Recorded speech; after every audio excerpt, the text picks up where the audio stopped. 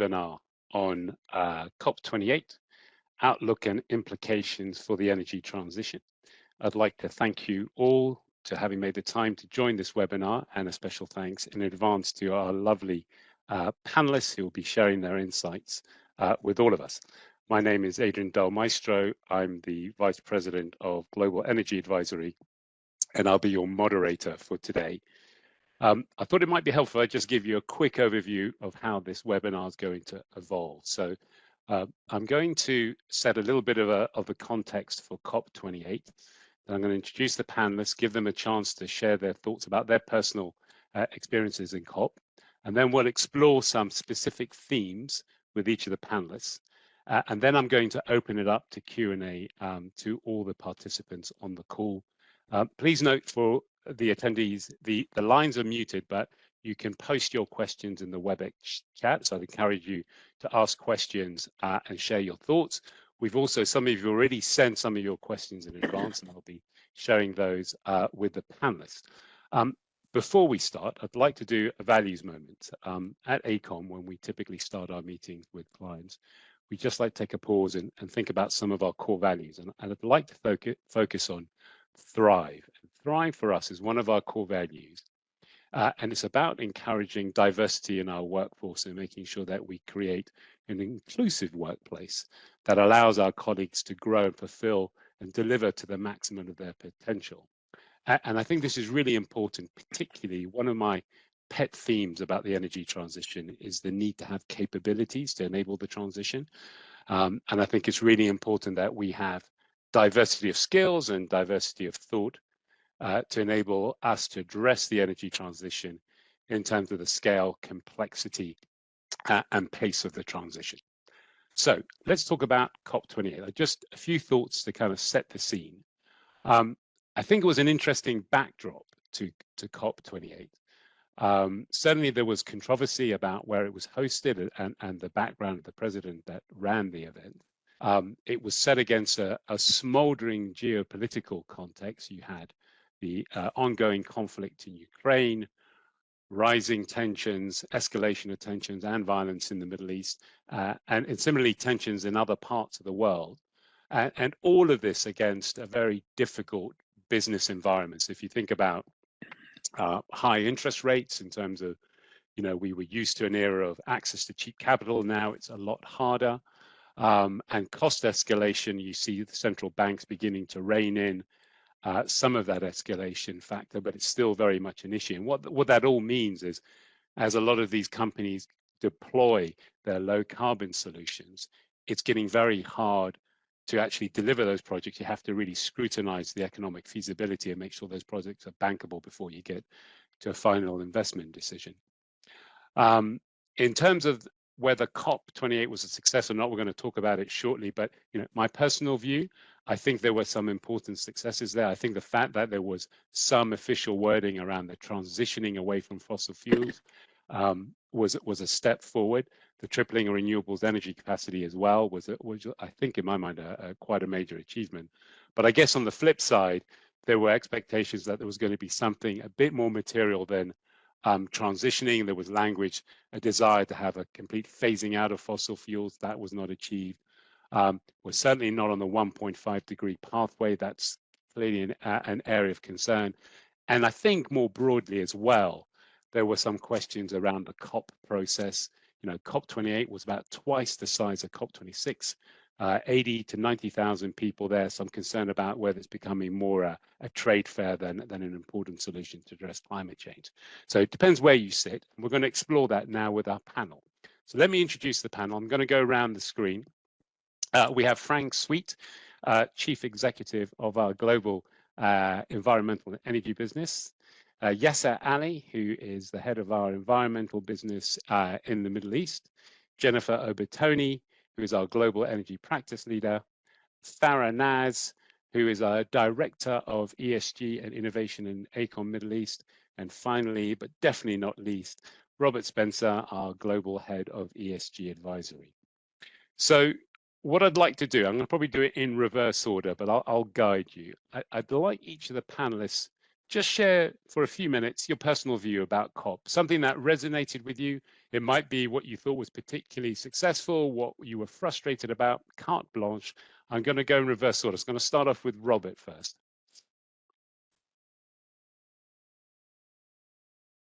As you say, I was fortunate to be at COP and involved in a lot of different discussions, UN panels, side events, and so on.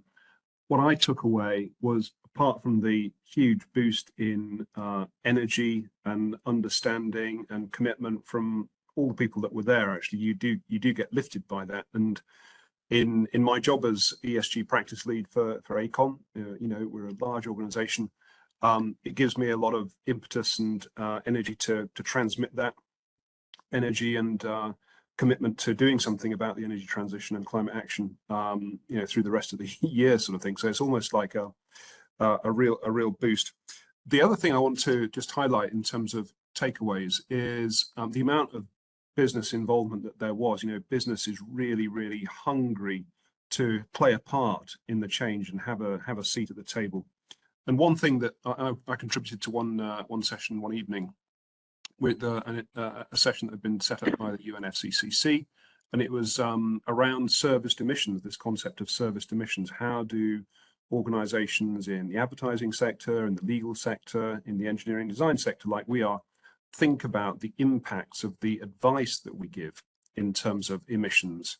And I thought that was a super interesting initiative, and we're going to be taking a look at that inside AECOM, and I'm sure many other businesses are as well, looking at this idea of serviced emissions. How do you actually, you know, choose the clients that you work with, the projects that you work on? What are the impacts of those decisions that you make as a business in terms of the ultimate emissions that result from the outcomes of your work? So that was a big takeaway for me, that the sort of debate's gone beyond scope 1, 2, and 3 and into a whole new realm of advised emissions as well, which is really interesting. Thank you, Robert. And I should have made it clear, you're a bit of a veteran at these COP events. It's always interesting to hear what you say. And certainly, I get the energization, the motivation to address climate change. But the bit that really resonated with me was the business involvement. And you've seen that COP evolution process that was led originally by governments, and now business playing a bigger role. And one of the themes that I always go on about when I speak to clients is that collaboration between government and business to enable that change. So, and if I could just pick you up on one of your opening remarks, Adrian, as well, you said that, is it getting too big? And I did get that vibe as well from quite a few people that I talked to, and the idea that perhaps you have to start differentiating between the actual negotiated outcomes and have all the you know, the politicians and the delegates from the actual governments in one place working on stuff, and then actually perhaps have separate COPs or separate meetings for different sectors of the economy to work through their problems and come together at some points. But like, maybe it's unrealistic to try and do, you know, transport, energy, nature, everything in one place with all the government negotiations at the same time in that same 2 weeks. I mean, it just seems too packed almost. And I wonder if, as the process matures, we do need to split that out a bit in time to come. Yeah, very good challenge. One to watch, Robert. Thank you, Robert. Farah, over to you. Thank you for the question. I think it was amazing to feel the think global and act local feel from private-public partnership, different businesses, institutions, so that there was quite a bit of energy of talking about how do we make actions more viable. As the sustainability consultant, AECOM had a big role, but in what was really striking for our team, and especially for myself and Yaser and the wider team, was that we worked very closely together with the UAE government and the COP28 envoy team to create the 8 principles, the visioning principles that was carried forward with everything and all the decisions that was made in terms of how the COP would function and be managed. And that was amazing to see how a vision gets transformed into a reality, into an event. And Yaser will touch more on that. And lastly, for me, was that publishing and launching my Mission Zero book. It's a children's book about climate education, talks about food, energy, and water nexus, specifically for this part of the world. When we are providing ESG and decarbonization advice, this is something we strongly touch on. How do we decarbonize from a food, energy, and water nexus, and how do we think consciously about sustainability? So bringing that idea that we work with together with clients all the time into a children's book to inspire the next generation. So it has a personal and a professional epitome, I might say. Yes, thank you. Farah, fantastic. Congratulations with your book. And I encourage the attendees to presumably go to your LinkedIn profile to find out more about it. I also like the way you articulated the collaboration with UAE. And the bit that resonated with me was there's the strategy and the implementation. And I feel as though the big challenge we have in the energy transition, everybody's got a net zero target. Most people have a strategy. How do you make it real? How do you make it actionable? And I think that's the big opportunity for us and a lot of our colleagues in other firms. Thank you. Thank you, Farah. Thank you. Jennifer. Thank you. So I am, besides for Adrian, the only one on the panel that did not attend in person. And so from my perspective, it was getting the feedback of the excitement of everyone that has been attending, and then our clients, and just even internally within AECOM, just wanting to know how it was going and, you know, what's it like to be there. From a perspective as far as the decarbonization charter with the oil and gas majors, you know, that was significant. Significant in the fact of the number of signatory companies and national oil companies that have agreed to this decarbonization charter, and, you know, really moving it forward. And we'll get into this a little bit more. You know, I know there's been some opinions that it wasn't enough, but son of a gun, we got everybody to the, you know, or a good chunk of people to the table and to agree, right? And really focusing on where there can be a significant impact, and moving forward in decreasing, you know, our greenhouse gases. Thank you, Jennifer. And we're probably going to touch on that in a little more detail later on, but couldn't agree with you more. Yaser, another person that was on the ground.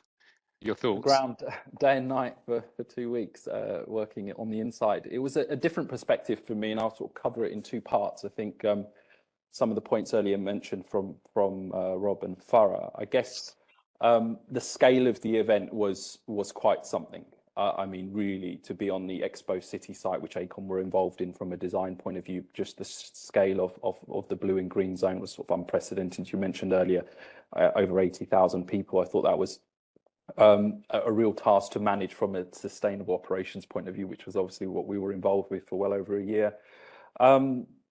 There's two bits I want to talk about. This was a COP about initiatives, really. There was a lot of good initiatives released, one of which is relevant to this conversation, which is the Energy Transition Changemaker Awards, which some of you may have heard about. A really interesting initiative for COP28 that really recognized private sector collaboration and partnership in terms of collaboration, in terms of solutions towards decarbonisation. I think there was somewhere in the region of 1,000 applicants globally, and just 10 or so awards. So really a competitive enterprise. But again, it's all about that public-private sector collaboration and recognising innovation in the sector. And I thought that was really important to give businesses an opportunity to showcase solutions. And then on the softer side, I guess on the personal side, it was, Farah mentioned youth, and it was a COP for youth. There was a youth thematic day, but it was also good walking around day to day, seeing so many young children and school groups attending the event. And it really sort of looked at the climate change message and transcending age. And so I thought, and you mentioned with your moment at the start, that sort of inclusivity component, I felt it was a very inclusive event for all, and I thought that was a really important takeaway. Yeah, I love the youth. I could see a lot of heads nodding in agreement there. And I think we definitely have to rely on the youth to hold us to account going forward. Just a little side thought. I like, again, there's that theme of private sector collaboration, and you mentioned innovation. I guess the other bubble that went off in my head, the private sector brings lots of innovation. They also bring a huge amount of capital. And I think one of the big opportunities for this COP and going forward is there's an enormous amount of capital that can be mobilized. It's finding the right way to allocate that capital in the areas that are needed. So thank you, Yaser. Frank, your thoughts? Well, I agree with everything that's been said. I'll just add a few other things that haven't. Robert, Farah, and Yaser, I think collectively chaired or spoke at 12 different venues. So shout out to them. Even I ran a panel, which was really interesting. What I saw, what I thought was interesting in the Blue Zone, there was lots of these smaller, more intimate events. It was almost like 200 conferences going on at the same time, and they were well produced by the UN. They were streamed live, so people could get access to these conversations. They're very good. By contrast, you go to the Green Zone, and by the way, it was a great venue. The Expo Expo City is a great kind of place to do something like that. But it took me, I think, 40 minutes to get from one end of the Blue Zone to the other end of the Green Zone for the panel that I was leading for DP World. And in the middle of the day, it's hot. I was wishing I wasn't wearing a dark suit, but that was the uniform for the the Western attendees. And in the Green Zone, the discussion about business presence. I mean, there was a big corporate presence there, and there was a lot of money going into it. It was a big deal. So I was just very impressed with the whole event. I thought the UN did a super job running the Blue Zone and all those events, and I thought the UAE did a great job running the Green Zone. So I thought it was well worth attending. Fantastic. So thank you all. I think you did a lovely job of giving your insights and your personal reflections, and some of the themes you've alluded to are going to overlap. But I want to take it a level down, and I think there's some big themes in my mind that I'd like to explore with you all. So one big theme, certainly the tripling of renewable energy generation capacity by 2030 was a big announcement. And it was also coupled with the desire to double energy efficiency by 2030. And I'd like to throw this one at you, Frank, first. Firstly, how big a deal is that? Why is tripling renewable energy capacity important? Well, let me start by taking this back to I guess it's the early part of COP. The ongoing debate amongst the parties was about a statement about phasing out fossil fuels, and they had 3 different versions of it. Actually, I think the last version was no statement at all, and it was an interesting sort of backdrop during those first couple of days. Robert and I were in a Blue Zone panel. Robert was on it. I was in the audience, and Bertrand Piccard, the aviator and explorer, provided the keynote address, which I thought was just really, really good. He's a real cool guy. And at the end, he asked if there were any questions, and it was one of these smaller venues, and I was right in front of him. So I asked him what he thought about, that statement about phasing out fossil fuels, and he had a really interesting answer, and he answered it in depth. And I'll summarize, but he basically said that's the wrong way to frame it. Rather, and I think he's a psychologist by academic training, but he shared that a more effective way to motivate humans to make a change is to talk about the other side of that, what you're going to give them. So in other words, he was emphasizing the importance of the messaging around increasing renewable energy capacity. And he didn't use this analogy, but I kind of thought about it afterwards, that it's kind of like cell phones phasing out landlines, right? The technology is good enough, even if it costs more, people are going to make the transition. And in this case, with renewable energy, I think the most important thing everyone needs to understand is that renewable energy, particular onshore solar and onshore wind, costs less than fossil fuel. So let me talk a little about the. Well, actually, one other thing I should should share. I got a quote here. This is from Total CEO about the so the final statement that came out was transitioning away from fossil fuels and energy systems, accelerating action in this critical decade so as to achieve net zero by 2050. All good. No specific mention of phasing out fossil fuels, but elsewhere, big heavy emphasis on tripling renewables by 2030. Total CEO said it's the right way to frame the objective, tripling renewables, because if we don't do that, there's no way to phase out fossil fuel. I mean, it's intuitive. And I thought that was a very simple and powerful way of explaining it. Now, let me talk about some of the pros and cons of achieving a tripling of capacity by 2030. So IRENA and others have reported that renewable energy capacity essentially doubled over the last decade, which is fantastic. And the growth rate in just the last couple of years has been about 8% annually, which is great too. But if you do the math, that growth rate needs to accelerate to 15% to triple capacity by 2030. That's a real challenge. Now, on the positive side, the money's there to make it happen. So the amount of money going into energy transition reached, I think, 1.1 trillion in 2022, up 31% from the year before. So huge, rapid increase in investment, and that's because there's money to be made. So that's fantastic. And I think that level of investment will help propel the growth rate from 8% to 15 or more over the next few years. So we'll see that transition accelerate.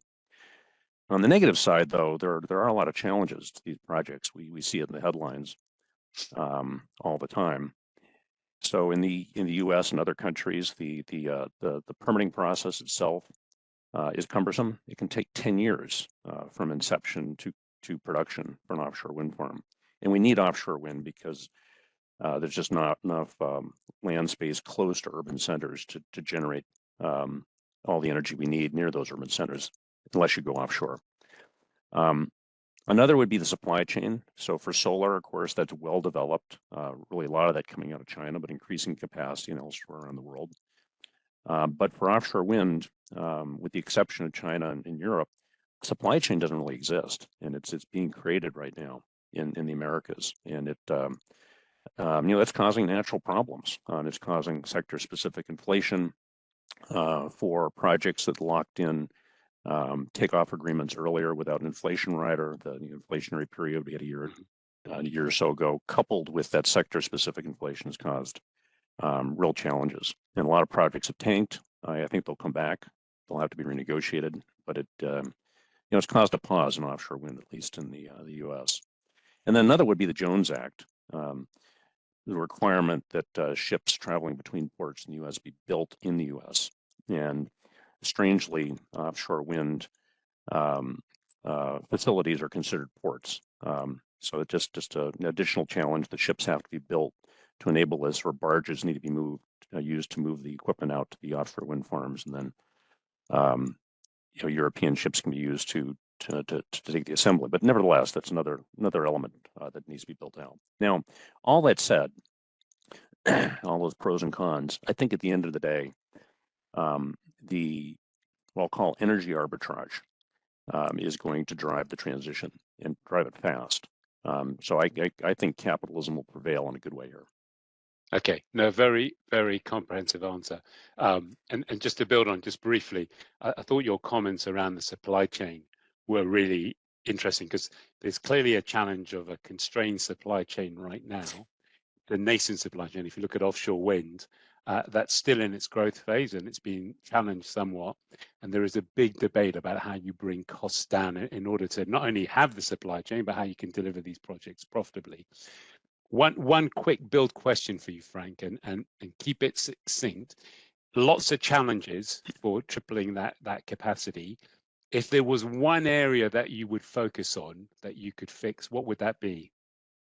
Streamlining the permitting process, no doubt. Yeah. Okay. Very, very clear. Thank you. Fantastic, Frank. We're going to change gears. Farah, I'm going to turn to you. There were several new pledges announced in this COP28. Two that stick in my mind were the buildings breakthrough and the cooling pledge. Could you tell a little bit to our audience, what were they and why were they important? So the Building Breakthrough Report was launched on December 6th during COP28 on the Blue Zone. And the reason why it was really important is because the initial idea started from COP26. And the idea was, how do we transition our buildings towards resilient buildings and net zero? And this is linked with what Frank was talking about, like how do we do clean energy transition in the built environment? So we all know that the built environment is responsible for more than 40% of greenhouse gas emission.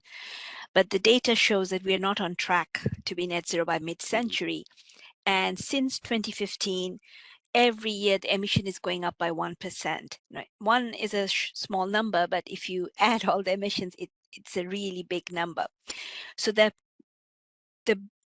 reason why it's very important is because there was a chapter included on the Buildings Breakthrough Report that focuses on built environment. Very specific targets were mentioned. First was the operational emission reduction of 50%. That's a tangible target. Secondly, cement and steel, the reduction of embodied carbon for both of these materials were very specifically mentioned, which is really amazing because then there's a driver and there's kind of guidance is, okay, how much should we start reducing in terms of these kind of materials? But lastly, there's a chapter which was written by Global ABC, where it talks about 5 key points. It talks about the building codes needs to be revived and looked into, and that's a challenge many parts of the world because they're still working with the very old building codes and trying to make net zero transition. It doesn't work. Secondly, it talks about demand creation, which linked with finance and investment. How do you create a green investment market to drive that transition? And then, of course, it talks about research and development and the capacity building. So the reason why this is important specifically in this part of the world is that when we're trying to move tripling renewables in our projects, when we're looking at amazing mega projects, these kind of things are really important to drive that innovative thinking and mindset. So that's why the Buildings Breakthrough Report makes a really big effect globally and specifically for this part of the world, because it talks about how to make the net zero buildings and resilient buildings as part of normal. Now, we all know it's going to take time. It's a mindset shift. It's a business model shift. But the fact that it's part of this driver document where every country have signed up and more countries are about to sign up, that shows that the commitment that we are all trying to get to. It's very interesting. After COP finished on January 8th, UAE government published its first long-term strategy on net zero transition and talks about implementation and initiatives and road mapping, which is very positive because as we're trying to move away from fossil fuels and integrate more clean technology in our buildings, in our built environment, these kind of policy drivers linked with Buildings Breakthrough Report is absolutely the way forward. The second one I would like to touch on is cooling pledge. We are so happy as engineers and architects that this has taken a center role because we don't often think about but how much heat stress is really affecting globally everybody around the world, but also cooling is responsible for 7% of greenhouse gas emission. That's a big number. And we know that more than billions of people suffer from heat stress every year, but also more than 500 million tons of food are wasted because there's no proper supply chain cooling solutions. That's a huge waste. That creates an inequity globally. So this cooling pledge specifically is important because the research from IEA shows that 14 billion cooling devices will be sold from today till 2050. So the idea is, how do we look at the health and well-being of our citizens? How do we transition and reduce sustainable cooling for our cities? And how do we come up with action plans? So for me, the big part was that the cooling pledge talks about 68% reduction of cooling emissions. It talks about how to engage the market to find new innovative cooling solutions. And finally, Initially during COP28, 10 countries have signed up, and now it moved to 60 countries. But what's important is that it talks about coming up with a national cooling plan, and linking it with the building regulations and the building codes. So that's a very important transition, because in a country level, in a region level, and a city level, we really need to start looking at our regulations, drivers that drives buildings and built environment, and having these kind of specific language on these cooling pledges, and these countries committing to it shows that there is a big change coming. And it has to come in a policy level, and then the public and private partnership comes together to make the vision viable.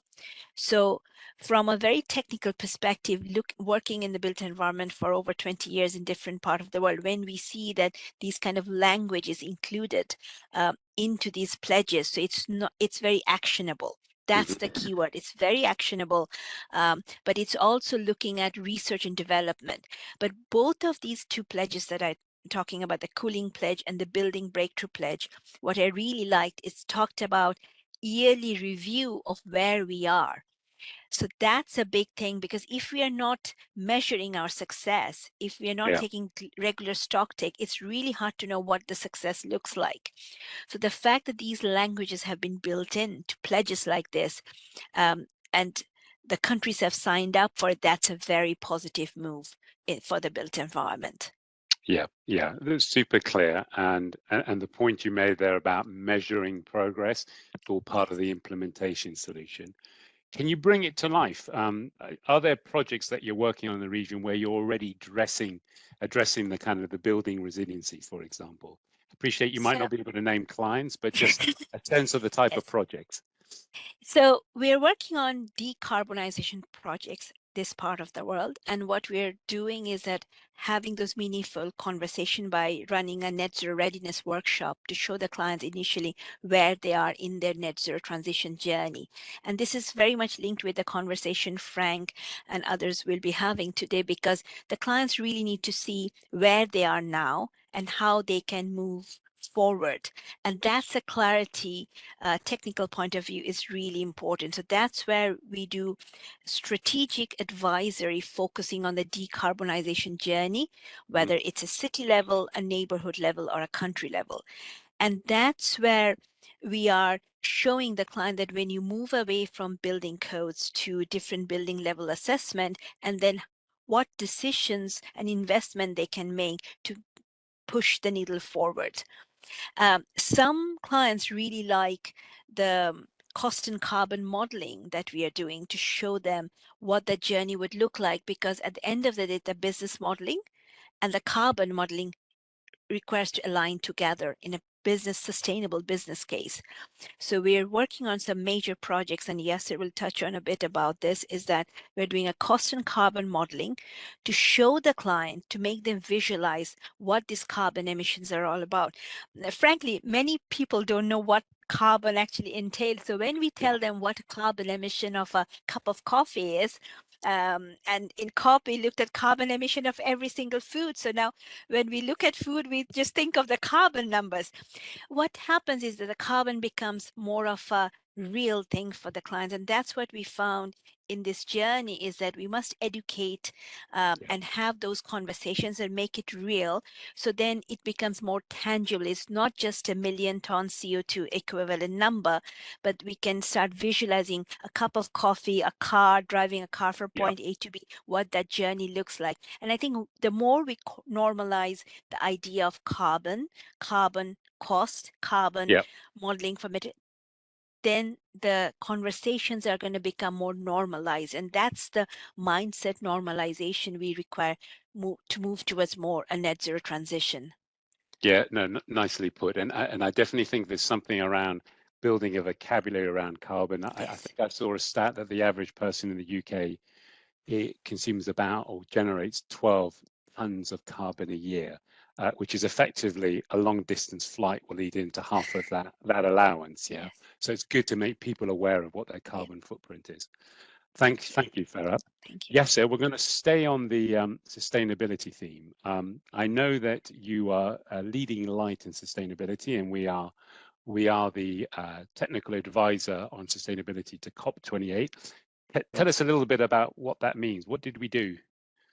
Yeah, thanks, Adrian. I mean, it's been mentioned before. So we actually started our role as sustainability advisor for the presidency around this time last year. So a long lead-in time to the event. And as part of that role, we were required to ultimately try to deliver the most sustainable event possible. But it's part of the host country agreement. The host country is required to do two key things: to ensure alignment with ISO 20021, which is the international standard for event sustainability management, which AECOM successfully supported delivery on as a first pre-event, and also for operations, which was fantastic. We were part of the ceremony there, but also a carbon neutral event, and all of the planning and organisation that needs to go around that. And Farah touched on food, and I'll get to that in a second, because that was a key part of our strategies. So we helped COP develop the sustainability strategy for the event that covered the principles that will be published later this year in the UN report that we will author. And one of the key ones, the first principle, was sustainable behaviours, and that goes back to some of the points that Farah is mentioning, is that wherever you are on your sustainability journey, you can do something, and it's relative, and that was a key part of our work. I just want to talk about our decarbonisation work and our ScopeX trademark that AECOM, and Farah mentioned some of the tools within that and the bespoke tools that AECOM are developing to support clients and industry in terms of their decarbonisation journey. And so ScopeX and some of our tools, as part of that, we created a bespoke calculation tool for COP to manage and record not just the preliminary baseline. I think you mentioned at the start that high number of attendees, which obviously has pros and cons. Obviously, the con is that there's a higher carbon result as part of that. So we were required to develop a tool that measures and accounts for all of the carbon baseline, but also the post-event analysis in our final carbon management report, which will be aligned to PAS 2060. And we're going through the final part of that at the moment. So really interesting work.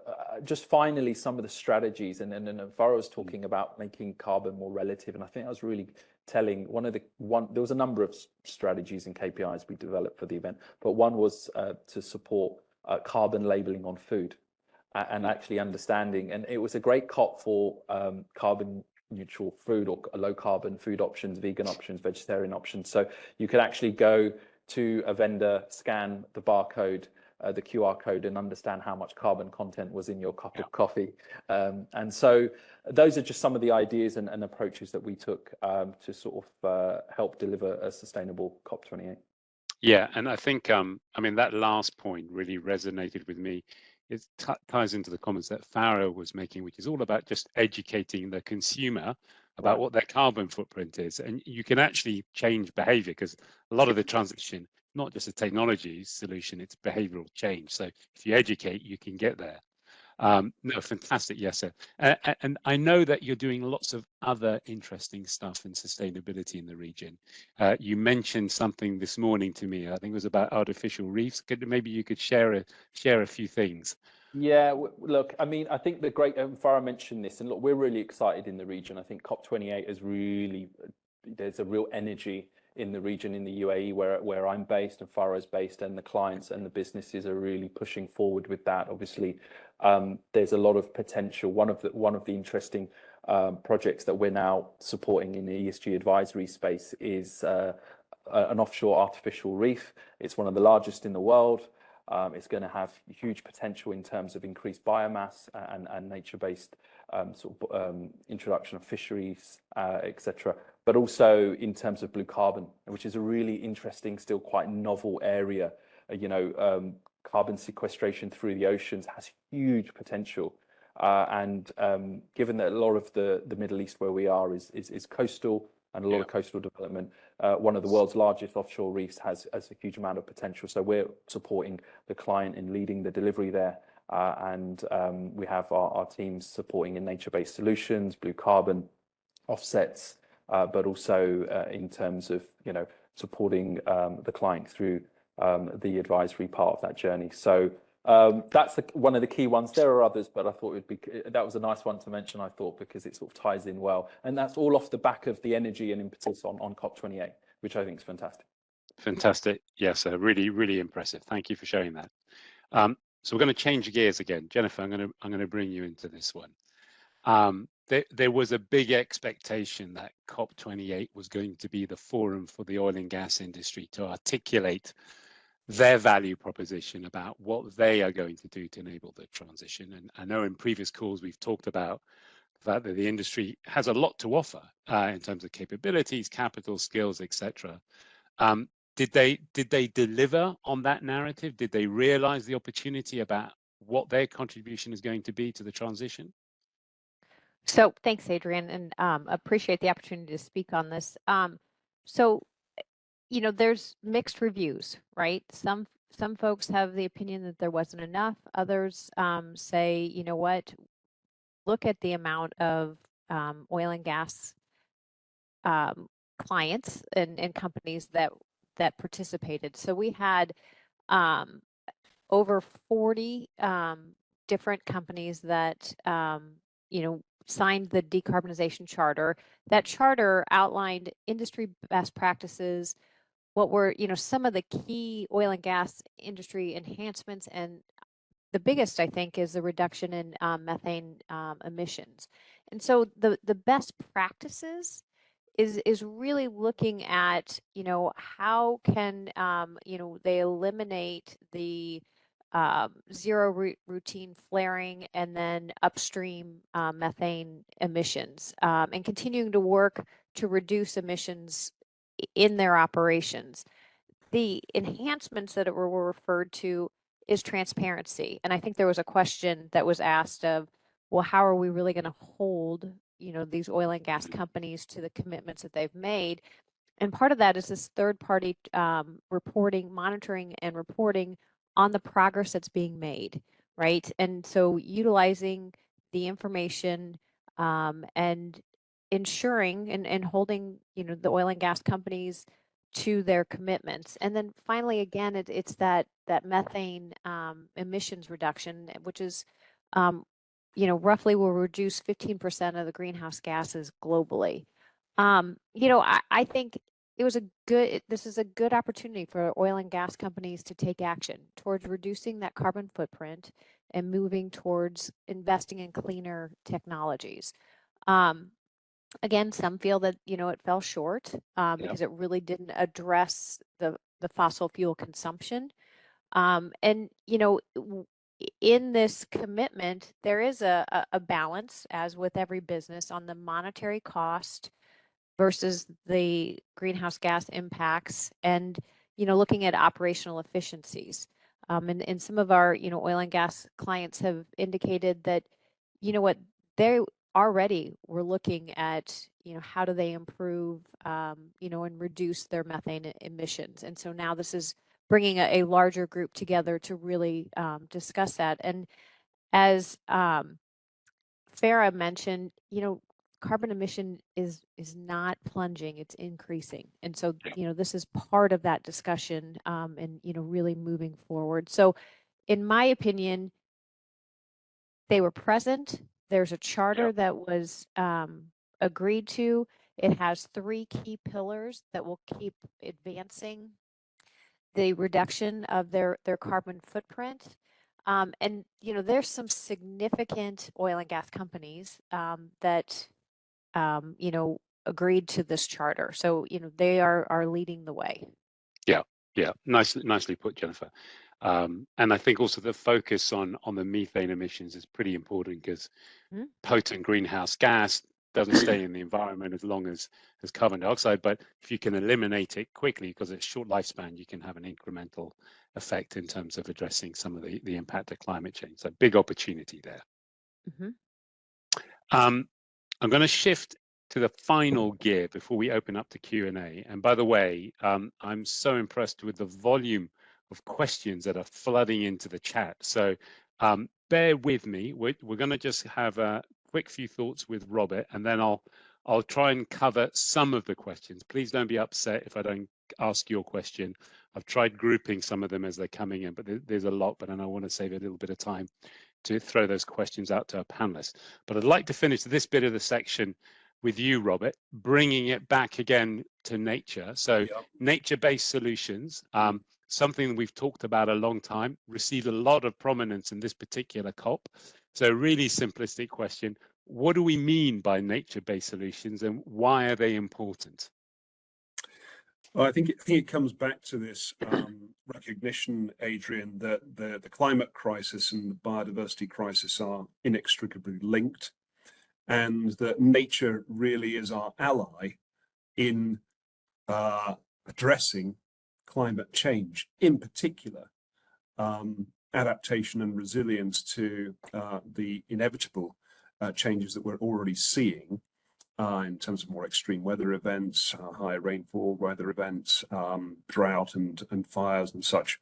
So nature's really our ally in all that. And so nature-based solutions is around, well, right, how do we get on top of that as technical experts and practitioners? How do we put nature at the heart of the infrastructure and built environment decision-making processes? And, you know, Frank mentioned some of the panels and other the side events that we were involved in.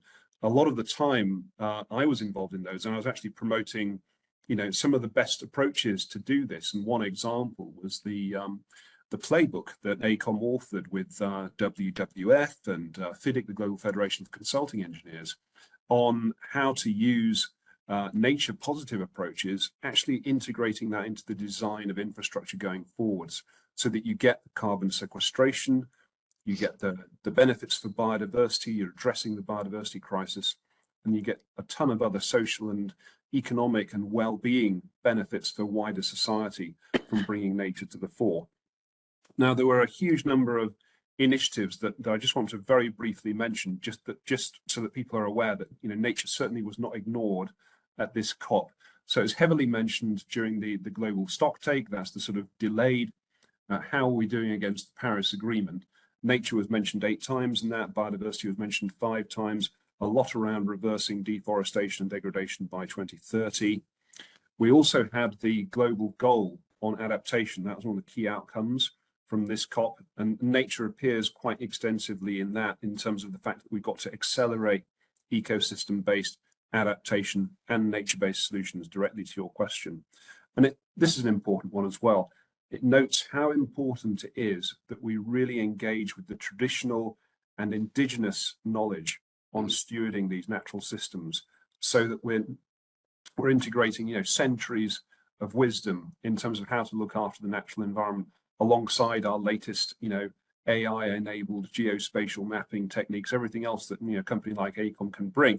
You need to marry that with the indigenous knowledge, so that you have those natural assets stewarded really well going forwards, and so that they deliver all those benefits that we want in terms of, you know, holding back water from floods, you know, cleaning the air, offering that shade and cooling that Farah was talking about.